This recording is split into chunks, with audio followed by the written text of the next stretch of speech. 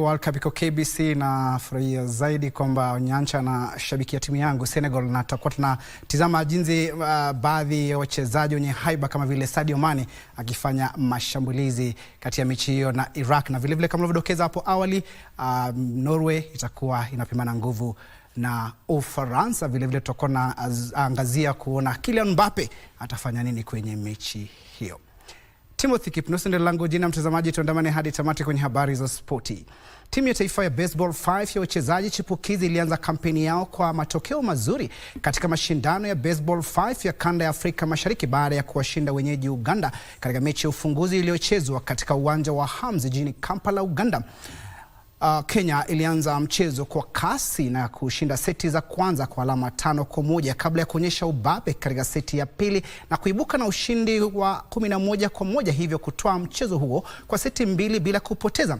Ushindi huo umeiweka Kenya katika nafasi nzuri zaidi ya kuwania ubingwa wa mashindano hayo. Awali Kenya ilikuwa imepangwa kufungua kampeni yake dhidi ya Tanzania, lakini mchezo huo haukufanyika baada ya timu ya Tanzania kushindwa kuwasili kwa wakati. Baada ya ushindi huo wa kuvutia dhidi ya Uganda, vijana wa Kenya sasa wanatarajia kuendeleza kiwango hicho kizuri katika mechi zijazo, wakilenga kutoa ubingwa wa ukanda wa Afrika Mashariki.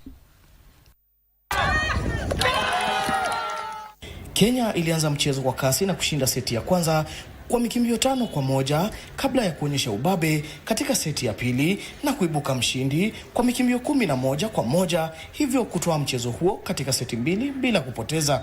It was entertaining and we've liked it. The boys and girls are in very good shape.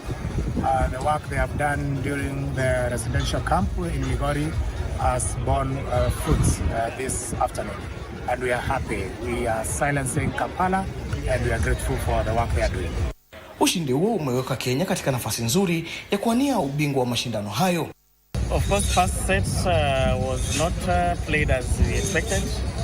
There was a lot of tension on players, but they regained and they did well in the second set. Awali, Kenya ilikuwa imeratibiwa kufungua kampeni yake dhidi ya Tanzania, lakini mchezo huo ukaahirishwa baada ya timu ya Tanzania kushindwa kuwasili kwa wakati.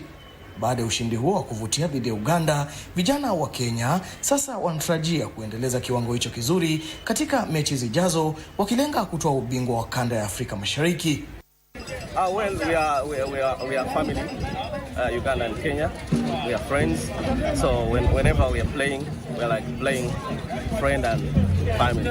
So we always just want to showcase a very good game, and whoever wins takes it all.